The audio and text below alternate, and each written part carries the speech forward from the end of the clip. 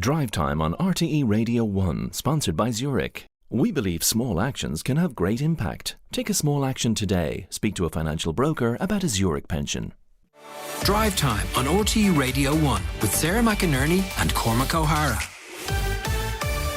Well, lots of you texting to 51551 about the RTE crime drama Kin and whether it's glamorising violence. We're going to be talking to former Lord Mayor of Dublin, Christy Burke, about that in a short while. You can keep those texts coming to 51551.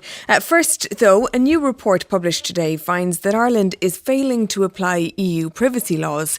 The highly critical report produced by the Irish Council for Civil Liberties says enforcement against the big tech companies is paralysed by Ireland's failure to deliver draft decisions on major cross-border cases. Well, we're joined now by Johnny Ryan, who's a senior fellow with the Irish Council for Civil Liberties. And thank you, Johnny, for joining us this evening.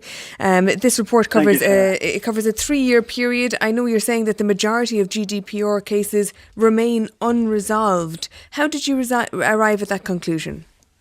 Okay, so in the 3 years since the GDPR was introduced to protect us and our privacy and our data, there have been 164 cases for which the Irish Data Protection Commission has had the lead role.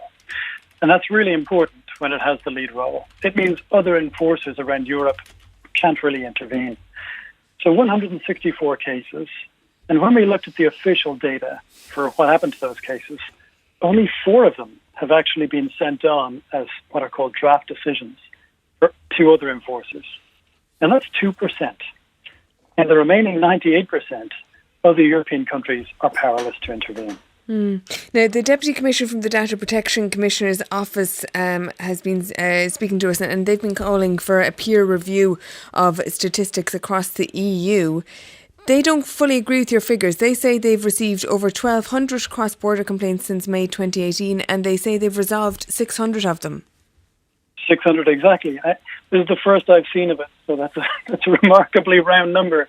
It's how it first strikes me. What we're talking about are official cases that are registered in a system called the IMI, which is used for coordination of cases within the European Union.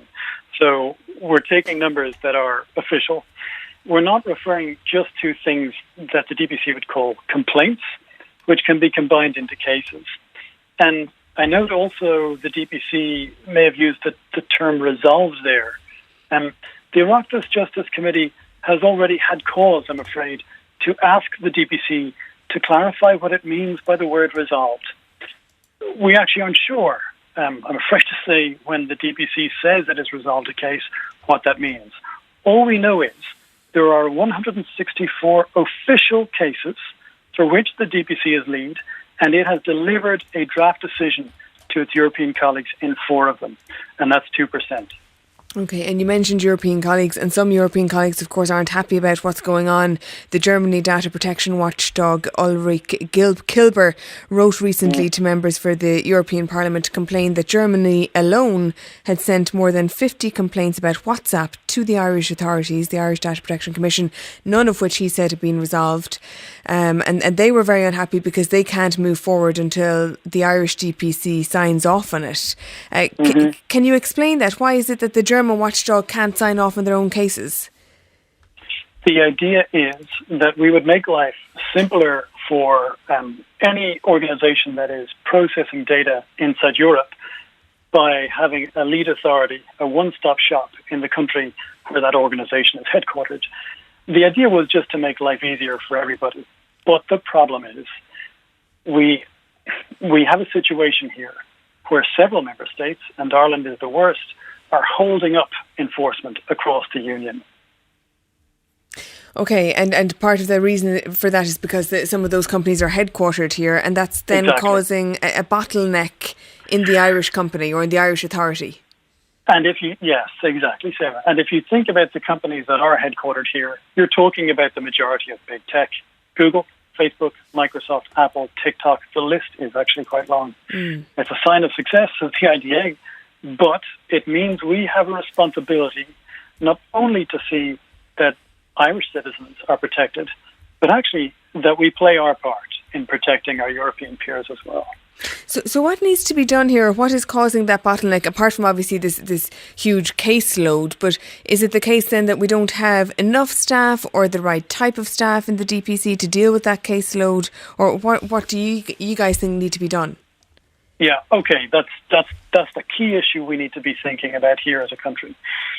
We've been pushing for a year for two critical things. One is that the government immediately launch an independent review of how to strengthen and reform our DPC, because it must play its role and there is clearly a problem. We need to get to the bottom of it. The second of those two things is that government can appoint 2 additional commissioners. Right now we have one person at the top of the DPC. Clearly we should use the full 3 that the relevant piece of law allows.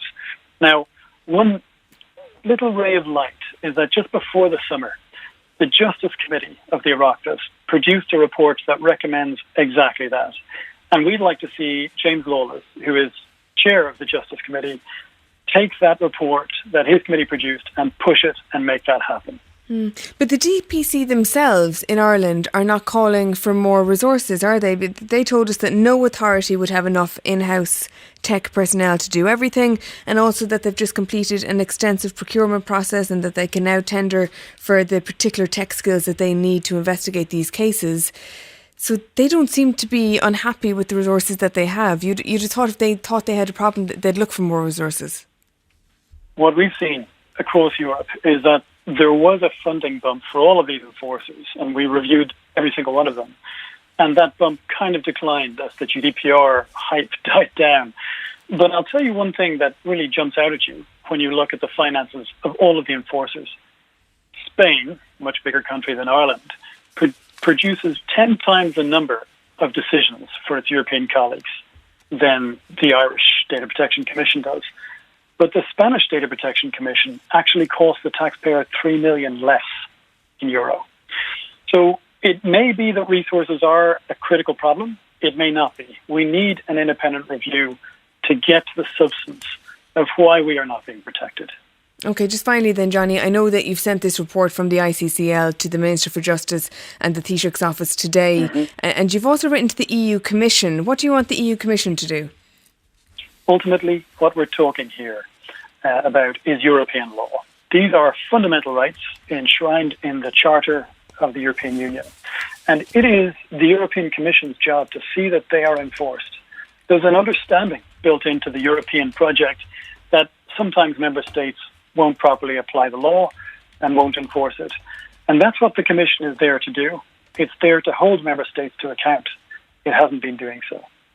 All right, well, thank you very much for joining us. We'll keep an eye on it, and no doubt it's something we'll come back to. That's Johnny Ryan, Senior Fellow with the Irish Council for Civil Liberties.